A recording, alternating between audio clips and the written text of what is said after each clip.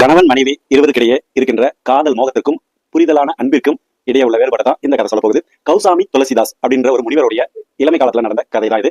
அவரு தன்னுடைய இளமையில பெண்களோட அழகு மேல தீராத காதல் கொண்டிருந்தாரு. நமக்கு மனைவியா வர வேண்டியவங்க இந்த உலகத்திலேயே சிறந்த பேரழகியா இருக்கணும். அவங்க அழகுனா சாதாரண பேரழகு கிடையாது. அவங்க எப்பொழுது பார்த்தாலும் மனம் அப்படியே சில்லுன்னு குளிர மாதிரி இருக்கணும். அப்படி ஒரு உற்சாகத்தை தரக்கூடிய பேரழகியை தான் நான் கல்யாணம் பண்ணிக்கணும் அப்படின்னு வேண்டிட்டு இருந்தாரு. அதுக்கு தகுந்த அவருக்கு அழகான மனைவியும் கிடைச்சாங்க. திருமணம் செஞ்சுக்கிட்டாரு. ஒவ்வொரு நாளும் பூரிச்சு போனார். இந்த உலகத்திலேயே பெரிய அதிர்ஷ்டசாலி நான் தான் அப்படின்ற மாதிரி நினைச்சிட்டு வாழ்ந்தாரு.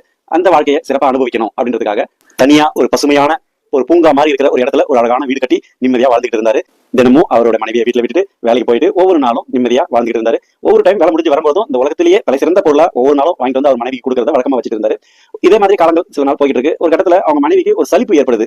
அது என்னன்னு சொல்ல தெரியல, எனக்கு கொஞ்சம் எங்க அம்மா வீட்டுக்கு போகணுன்ற மாதிரி தோணுது அப்படின்னு சொல்றாங்க.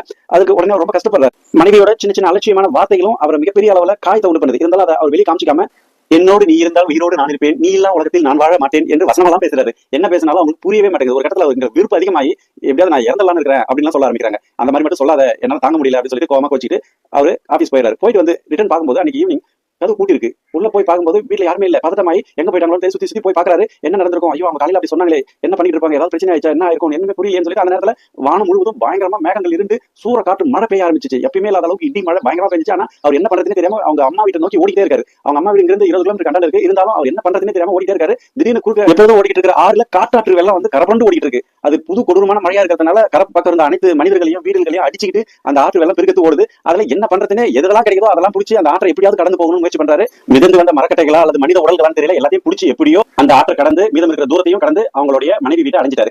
அங்க போனதுக்கு அப்புறம் கதவு தட்டினா என்ன பிரச்சனை ஆகுமோ அப்படின்னு சொல்லிட்டு 2வது மாடியில தான் அவங்களுடைய மனைவியோட ரூம் இருக்கு. அந்த ரூமை எப்படியாவது சைட்ல இருக்கிற மரத்து மூலமா ஏறி அதை பார்க்கலாம் சொல்லி எவ்வளவு ட்ரை பண்ணாரு. மீண்டும் மீண்டும் அவர் விழுந்துட்டே இருக்காரு. அதை பொருட்படுத்தாம என்ன பண்றதுன்னு தெரியாம ஒரு வலுவழுப்பான மரம் மாதிரி இருந்ததை பிடிச்சி கஷ்டப்பட்டு அதை ஏறாரு. கடைசியில வேற வழி இல்லாம அங்க இருந்து ஒரு மலை பாம்பு அதை பிடிச்சிட்டும் ஏற முயற்சி பண்றாரு. ஏன்னா வேற ஆப்ஷன் கிடைக்கல அவருக்கு. கிடைச்சதை வச்சு எப்படியாவது ஏறும்னு சொல்லிட்டு அதெல்லாம் பிடிச்சி ஏறி ஒரு வழியா அந்த 2வது மாடியில இருக்கிற அவங்க மனைவி இருக்கிற ஜன்னல் எட்டி பார்க்கும்போது அவங்க நிம்மதியா தூங்கிட்டு இருக்கிறத கவனிக்கிறாரு. அப்பதான் அவருக்கு ஒரு மன நிம்மதி வந்தது. ஆனா அதுக்கப்புறம் எல்லாரும் எழுந்ததுக்கு அப்புறம் அவர் உடல் முழுவதும் அதுக்கப்புறம் அவர் வலியை உணர்றாரு. அவர் உடல் முழுவதும் இருக்கிற சேறு சகதி எல்லாம் பார்த்துட்டு என்னாச்சு என்ன இருக்கீங்கன்னு எல்லாம் கேட்கறாங்க. அது கேட்டதுக்கு அப்புறம் அவர் ஒவ்வொன்றா நினைச்சு பாக்குறாரு.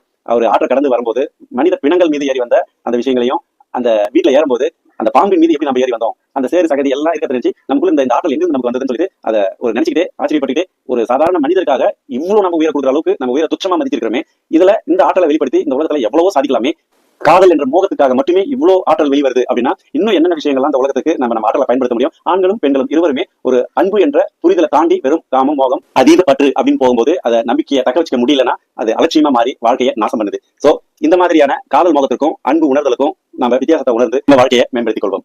நம்ம சேனலை சப்ஸ்கிரைப் பண்ணிக்கோங்க, லைக் பண்ணுங்க, ஷேர் பண்ணுங்க.